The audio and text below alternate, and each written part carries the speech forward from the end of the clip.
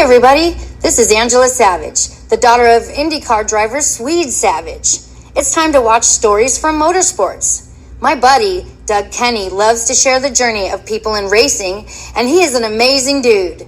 Drivers, owners, fans, and team members, watch the SFM podcast. Hey everybody, this is Doug Kenny from Stories from Motorsports. I'd like to thank my buddy Josh Mabe for the YouTube work he did years ago that inspired me to create this platform. I'd like to thank my buddy Victor Sifton for convincing me to get back into it after my hiatus from 2017 to 2019. I have a very special treat for you all today with an amazing journey from an amazing racing figure. Drivers, start your engines.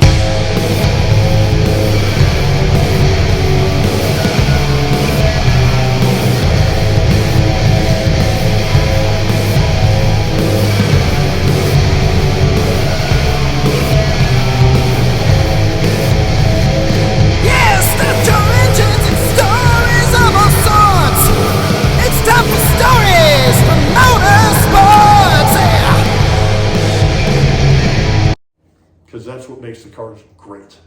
Yeah. And they sound good. Yeah, I've been to a Trans Am race before. They're amongst the loudest cars I've ever seen. Yeah, it's real cars, real horsepower. Yeah. Do you know the reason why they briefly went on pause and then started up again a few years later? It was like 2005 to 9, I think. Well, yeah, I mean, you had the. I know that they were going through literally the series ownership was going through a change, and that basically had to get sorted out. But the real thing is they were trying to figure out how they were going to survive. Like, what were they trying to be? Because as I mentioned, IMSA has now become the flavor of the week. But back 20 years ago, it wasn't IMSA. It was the American Le Mans Series. So you had the American Le Mans Series, which was sort of wearing the hat that IMSA is now.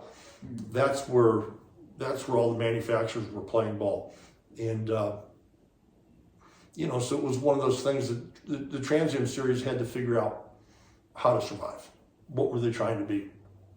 And they went through an ownership thing, but thankfully the name stuck around, and the cars have managed to keep their integrity, and they've got a beautiful thing going. That's amazing to hear.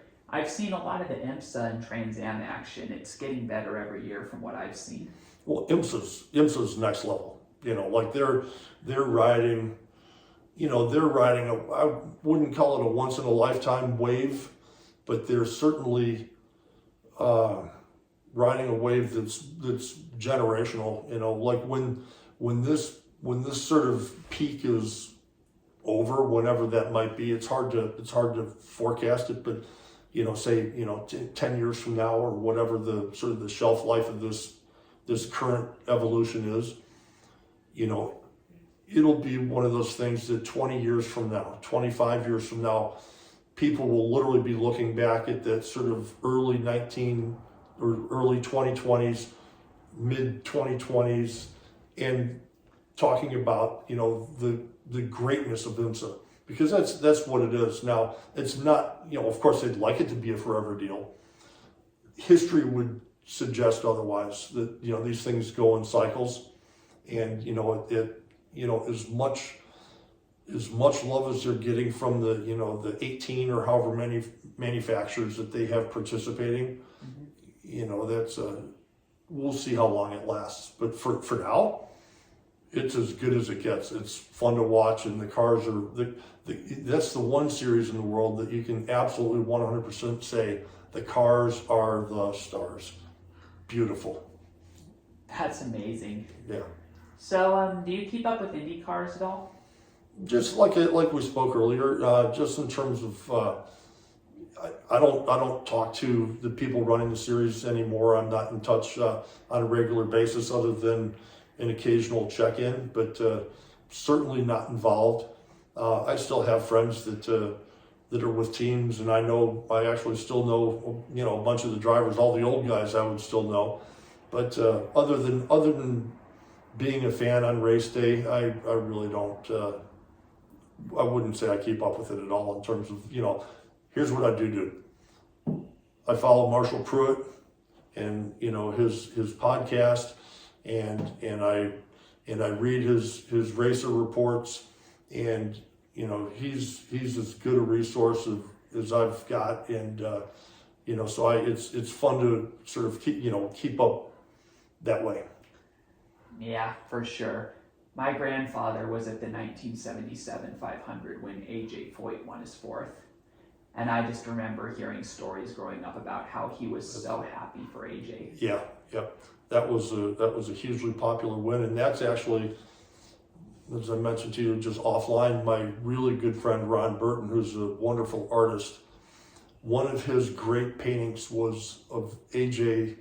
pulling into victory lane after the 77 win, and that was really one of Ron's famous paintings. I know it hung in the Speedway Museum for many years.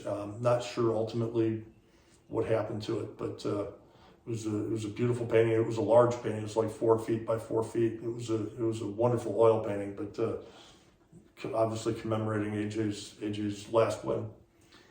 Yeah, for sure. So you raced in sports cars for a bit, and you got to race with Johnny O'Connell, Ron Fellows, and Andy Pilgrim and all that? Yeah. Describe that experience. Hey everybody, I hope you enjoyed today's video. Please hit like and subscribe if you did so, and please continue supporting our amazing guest. And everybody, we'll see you next time on SFM. Hi, this is Ted Warner speaking. While the checkered flag is waved for this program, stay tuned for next week for the next episode of SFM. Thanks to Doug Kenny for what he does for motorsports.